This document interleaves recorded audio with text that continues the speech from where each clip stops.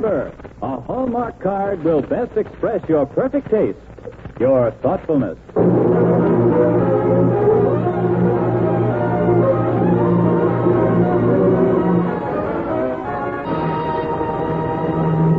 The makers of Hallmark greeting cards bring you a true story packed with humor, strength, and courage.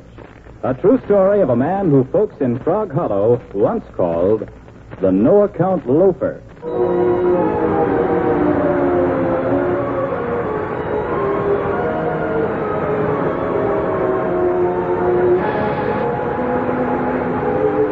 Folks, the newest way to make youngsters happy is to send them Hallmark dolls. They're the newest idea in greeting cards. They're the newest thing in inexpensive gifts for the little folks. So be sure to see Hallmark dolls. Send them soon to every youngster you know. And now, to preside over our program in the absence of Tom Shirley, who is on vacation, here is your Hallmark host, Les Tremaine. Thank you, Hugh Conover, and good evening, ladies and gentlemen. You know, everybody once in his life has a hankering to be a loafer. A real, honest-to-goodness, no-account loafer. I have, and probably you have, but most of us don't dare. Well, tonight you're going to meet a fellow who had the courage of his convictions. Pa never did a blessed thing. And the worst of it was, he enjoyed it. And so does the actor we've chosen to play the role of Pa tonight. He's one of the ablest, best-loved actors of the theater, and he's made a busy career out of playing loafers like Pa. You'll remember him as Jeter Lester in Tobacco Road and Slim in Of Mice and Men. His name is Will Geer, and his voice is one you'll remember well, a gentle drawl that's as pleasant as his easy smile. That's Will Geer, and that's Pa. But we won't disturb him, as the makers of Hallmark greeting cards present on the Reader's Digest radio edition, Will Geer as the No-Account Loafer.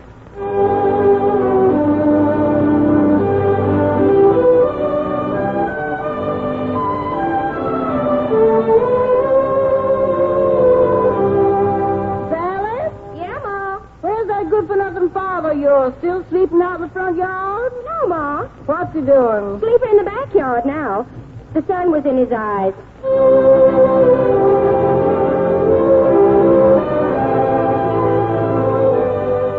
Bob Martin was his name. And if you could have seen him in an old stained suit and a shapeless hat that seemed as much a part of him as his perpetual 3-day beard, you'd have understood why people in this small southern mill town regarded him as the no-account loafer of Frog Hollow. Pa? Pa? Yeah. Gosh almighty, man, when you going to get up and do a day's work? Oh, I'll get around to it. When there's no jobs left? Always jobs at the mill, Ma. Then why don't you get one instead of sitting around here all the time? I wasn't cut out for working at no mill. You wasn't cut out for working at all. Doggone, Ma, I ain't as lazy as all that. I go fishing, don't I? Fishing. All right, Ma. I know I'm no good. You don't have to keep telling me. Aw. Yeah? As far as I'm concerned, you can live your life any way you please, only I was thinking about Sally, not me. What about Sally? Ain't you took any notice of her, Pa? Poor kid ain't got a thing to wear. Huh? Not even a dress or a blouse that ain't worn too thin to mend. She's ashamed to go to school and the things she's got on. Well, why didn't you tell me, Ma? Blame it all, you know I care more about that gal than anything in this whole world. She's all I got. I know you care, Pa, but you never do anything about it. Well, doggone it, if she needs a new blouse, I'm going to get her one. I can make the money. You mean that, Pa? You mean you're going to get a job at the mill? Mill? Oh, no. I don't have to work at no mill to make $1. I'm going to catch me a string of fish and sell them.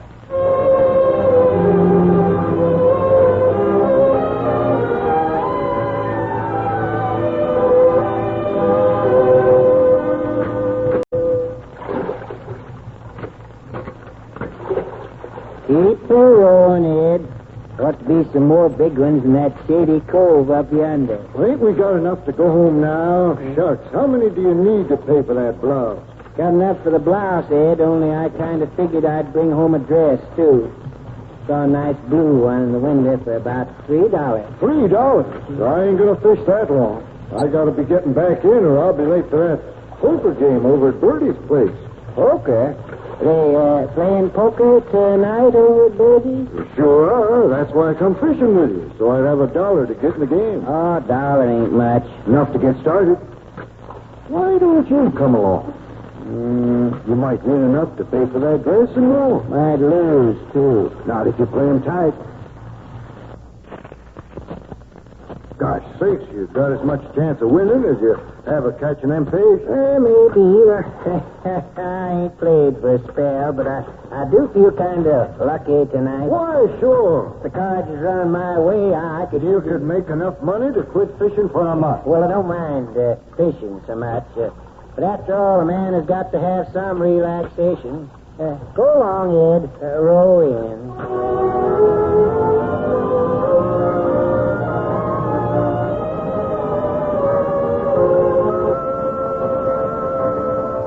Call. What you got, Bob? What is it? Pair fours, back two, back. Too bad I got Jack. Doggone, I knew you had it. Well, here. That finishes me, gentlemen. I'm clean as a whistle.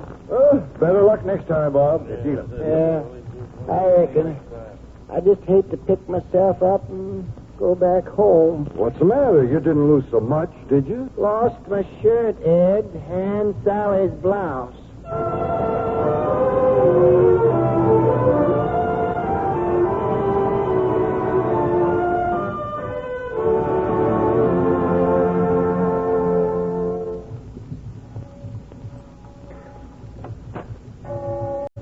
That you, Paul? Yeah. What you doing up so late, Sally? Oh, just thought I'd wait up for you. Where you been? Honey, I was, I was at a meeting. Oh, I was. all right, Pa. You lose much? Oh, gosh sakes. Can't fool you about anything, can I? I don't know why you'd want to, Pa. I'd never want to fool you. Well, we're a little different, sugar. You're all the things I wish I was, and I'm, what's left over. You're plenty good enough for me, Pa. Hey, you don't know me, honey. You don't know what I did tonight. I took the money for your blouse and gambled away in a poker game. That's all right, Pa. I don't mind about the blouse. Well, I do. I'm ashamed of myself, through and through. Oh, stop thinking about it, Pa. I'm not ashamed of you. Ain't you, Sally? Don't you ever wish you was somebody else's daughter? No. Well, I wouldn't give you up for the world, honey, but I do wish I was somebody else's pa.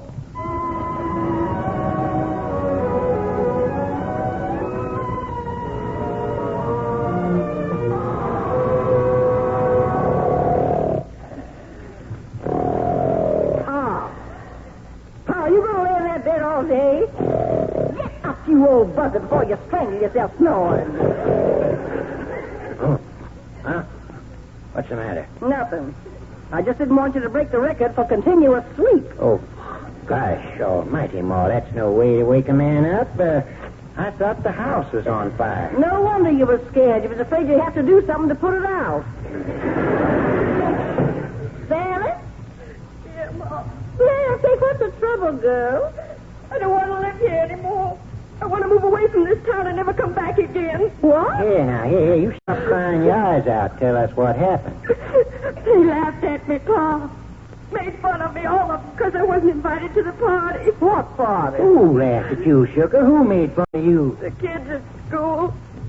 They wouldn't invite me to the senior party because they said I looked so tacky. Why, those calls Said I done. was nothing but frog holler trash. Common as pig tracks and not a decent dress to my name. Who said that? All of them. All of them that live up there on Quality Row. Them dead blasted snobs. Just 'cause their folks got some money, they think they can lord it all over us poor people. They said you were a loafer, Pa. A no-account loafer that wasn't good for anything but selling fish. They said that about me. No sniveling, no good money bag hypocrites. By gosh almighty, I'll teach him a thing or two. Where's my gun? Oh, hush your mouth, man, and stop making such a show. You know you ain't cleaned your gun in so long, it's rusted stiff. Well, I gotta do something, don't I? We've been insulted. Insulted or just told the truth? I don't care. Nobody's gonna tell me the truth and get away with it. Oh, Oh, please don't make any trouble. It'll only be worse. Don't you worry about me, honey. I ain't afraid of them swells up on Quality Row, and I am going to tell them so. Pa, you stay right where you are. Let them think Sally ain't good enough to mix in their crowd. They can't stop me more. I'm going to go up there tonight and uphold the honor of our family name.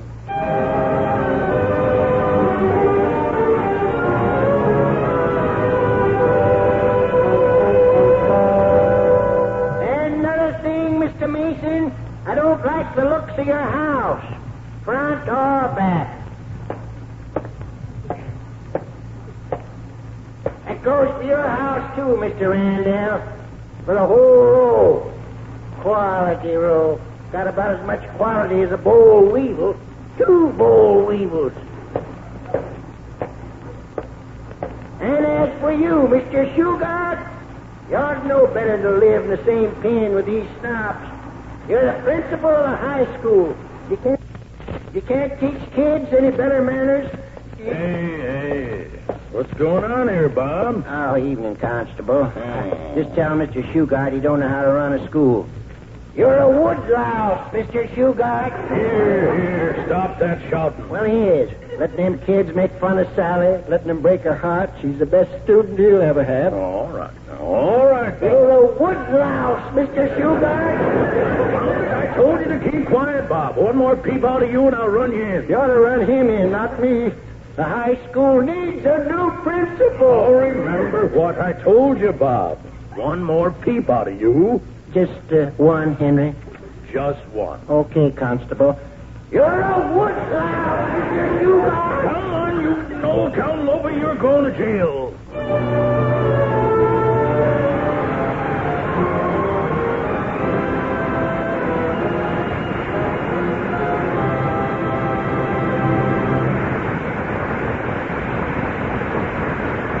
I'll be back in just a minute with the second act of tonight's drama, presented by the makers of Hallmark greeting cards from the pages of the Reader's Digest, America's favorite magazine. And now listen to what Peg's telling Grandpa tonight. Gee, I wish something nice would happen to Sally. Something as nice as happened to me today. Yeah? Just could help Mommy dry the dishes. Look what she brought me from the store. Another Hallmark doll. Well, which one, Peg? Mary quite contrary. Now I've got 6. Gee, collecting Hallmark dolls is more fun than anything. Now, Grandpa, read the story. All right. Mary was contrary, so the storybooks all say. And in her little garden that she tended every day, she wouldn't plant a single thing like other people do, but mixed up all her vegetables and all her flowers, too. And one day, when it rained a lot, she simply wouldn't wear her rubbers when she went to pick some flowers for her hair. And she got stuck right in the mud where black-eyed Susans grew. But she'd forgotten until then that onions grew there, too. And as she stood there, dripping by the black-eyed Susan's side, she soon found out the reason why the black-eyed Susans cried. And since she'd planted pepper plants right by the nosegay beds, she found out why the nosegays nearly sneezed off all their heads. And then when Mary walked away, to her surprise, she found she had to leave her slippers planted firmly in the ground.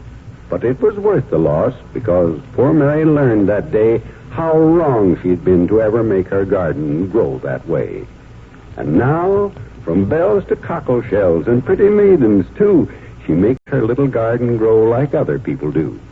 The flowers all look happier and nicer than before. For Mary's not contrary about gardens anymore. Yes, folks, the treat of the week for any youngster is a Hallmark doll.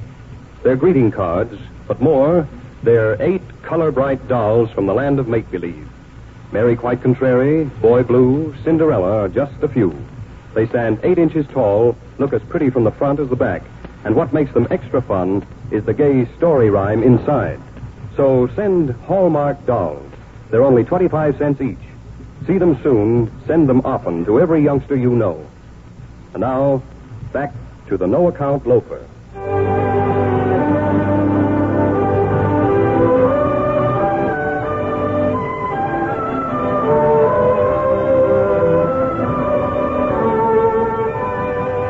When Bob Martin got out of jail the next morning, someone was waiting for him. And that someone was Mr. Shugart, the principal of the high school. Good morning, Bob. Oh, morning, Mr. Shugart. I understand you had quite a time last night. Yes, I reckon I ate something that didn't agree with me.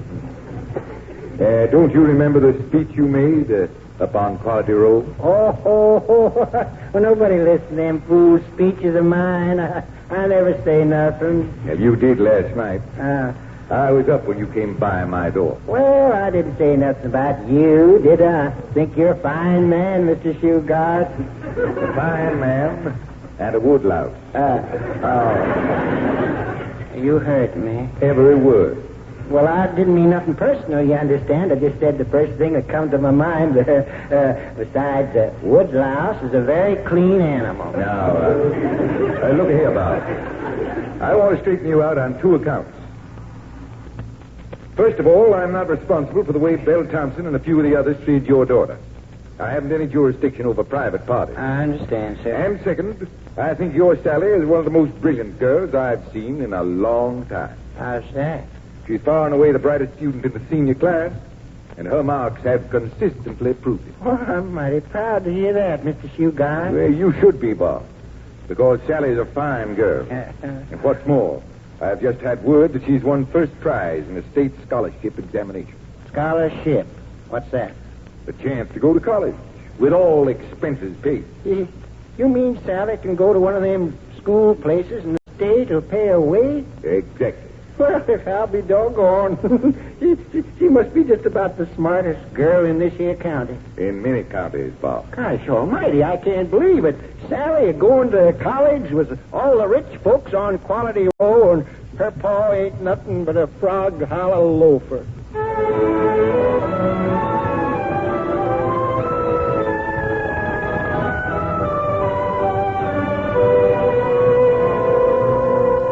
No use, Pa. I can't go to college, even with a scholarship. Talk nonsense, girl. You gotta go. I told everybody in town about it. But you can't afford to send her away, Paul. The state only pays her college expenses, won't buy no clothes. Or any of the other things a girl needs when she's away at school. Don't you worry about that, Sally. I'll buy you all the clothes you need. With what? With, money, by gosh. Money. Land sakes, you ain't got enough money to buy a safety pin. And I'll make it, by gosh, Jiminy Christmas. If she's smart enough to win a scholarship, I reckon her pa's smart enough to buy a few measly dresses. She don't want measly ones. Then I'll get good ones. I'm smart enough for that, too. Yeah, you're smart enough, only you ain't suffering from head trouble. It's all over your body. Never you mind.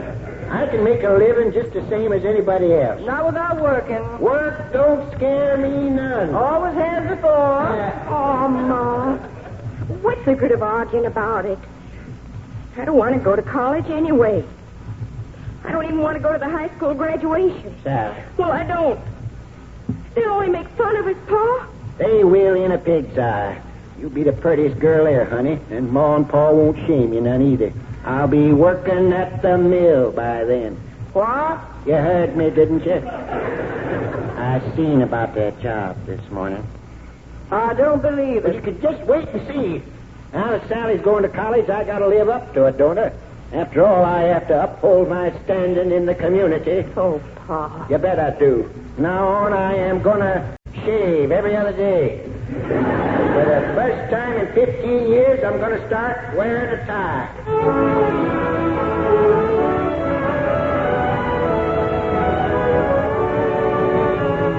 Hey, Bob, what's this I hear about you working at the mill? That's right. Couldn't go on peddling fish no more, not with a daughter going to college. Yeah, but you working. How can you do it? Well, I'm learning, my friend. I'm a-learning. In fact, Sally and I is both getting a higher education. Doggone it, Bob. What in Sam Hill you painting your house for? Just sprucing up a bit, Dad. Got to get after them elm trees, too. They're coming down to the blight. Well, gosh almighty, man. This is Frog Hollow, not Quality Row. I know it. Sally's home for the summer now, and she's got to have a fit place to live in. After all, the girl's a sophomore.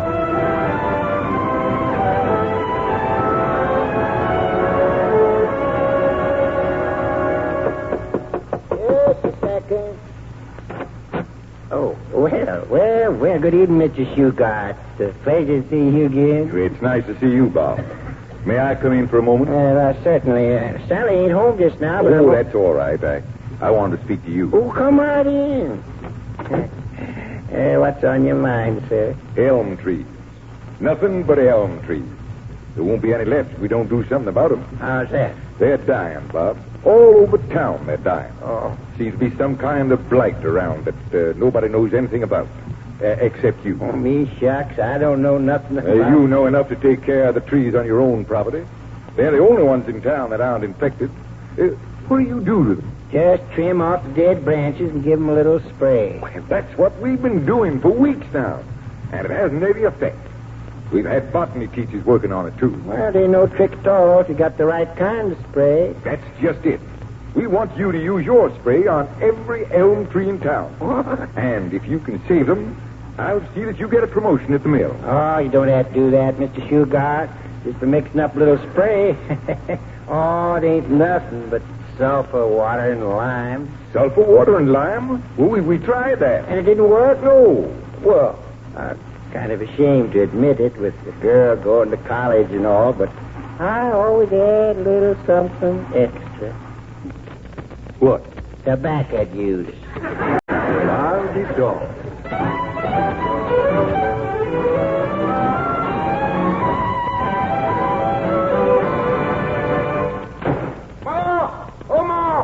You home? Goodness sakes, man, don't shout so. It worked. That spray of mine worked like a charm. The leaves ain't turning brown no more. Well, what are you all head up for? They ain't your trees. We don't understand, Ma. Mr. Elkins is going to give me a new job at the mill, taking care of company gardens and grounds. Sure enough? You bet your life. I could start a week from Monday at $100 a month.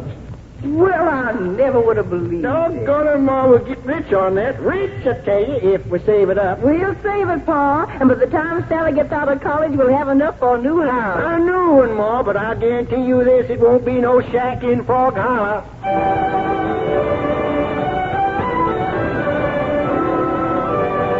By the time Sally graduated from college, a new home was ready. And as the years went by, Bob Martin went on to a better job and a more respected place in the community. At his suggestion, the mill offered prizes for the best-looking gardens in town. And as a result of this contest, the appearance of the entire community was considerably improved. Unfortunately, however, it made Frog Hollow more of an eyesore than ever.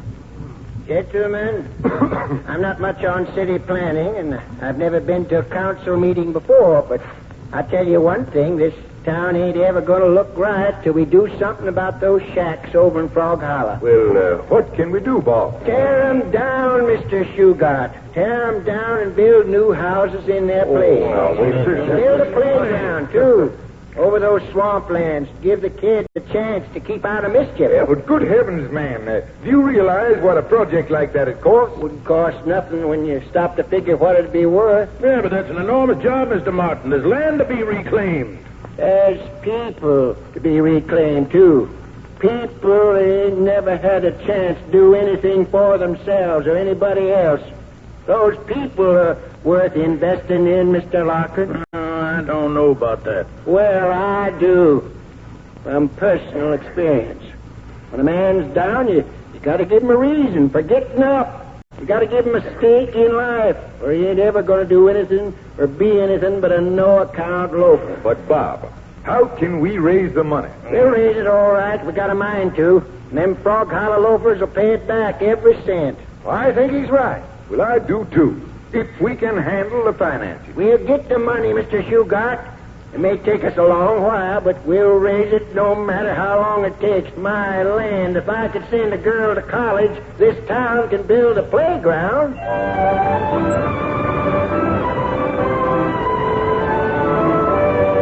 It took a while to raise that money, but eventually the shacks of Frog Hollow were torn down and a community playground took their place. And with sincere gratitude to Bob Martin and all the men and women who made this occasion possible, I hereby declare our playground officially open to the children of this township.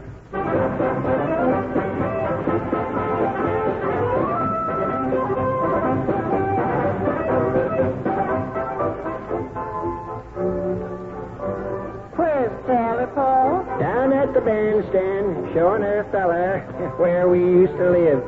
Land sake. Remember it, Ma? You remember the old shack? I'll say I do. You used to sleep all day right down there underneath that tree. You would remember that. Oh, now I'm just joshing you, Paul. You ought to be mighty proud of yourself. Yeah, I reckon. We've come a long way from Frog Hollow when you stop to think about it.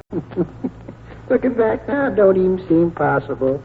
All them weeds growing out in the front yard, junk out back, broken window panes. Gosh almighty, how'd we ever get out of there? Huh, Ma? Ma, ain't hear the thing I said. I was thinking of what I heard a fellow say a minute ago. The new manager of the mill, Paul. He was talking about you. Yeah, what'd he say? Said you were a fine old southern gentleman. A real aristocrat. From the old South. A real aristocrat from the old South. Well, I'll be doggone. If Sally hadn't gotten that scholarship, I'd still be a no-account loafer.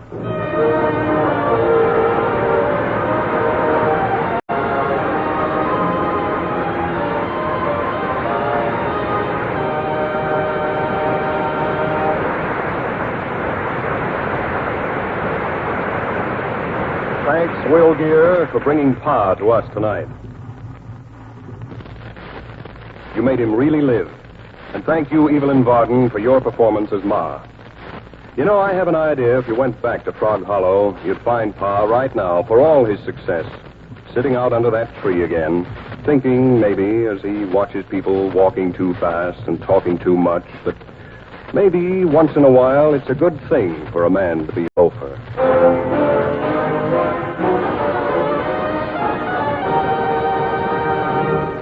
Folks, send a Hallmark doll to your youngsters every week.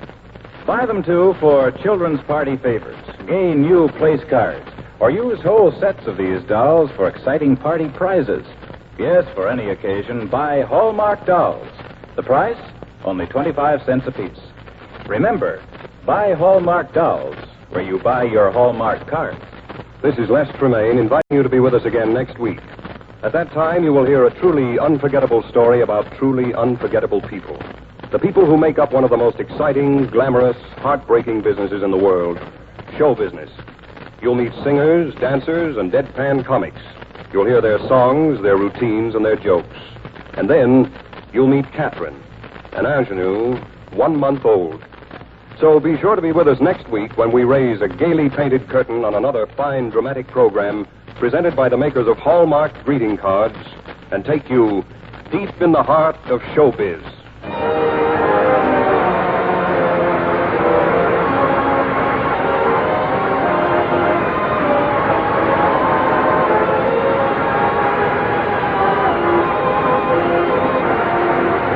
Tonight's drama was adapted by Robert Sloan from W.E. Woodward's article, Frog Hollow's No-Account Loafer, as it appeared in the Reader's Digest, America's favorite magazine.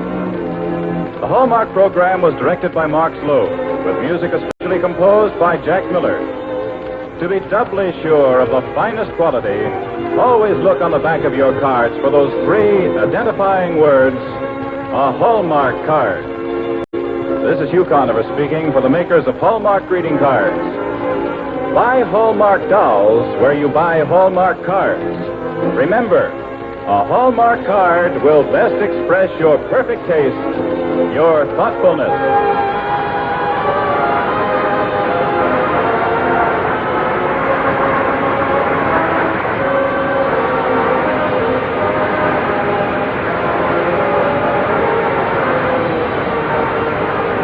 Stay tuned for Herbert Marshall in The Man Called X, which follows immediately over most of these same stations. This is CBS, the Columbia Broadcasting System.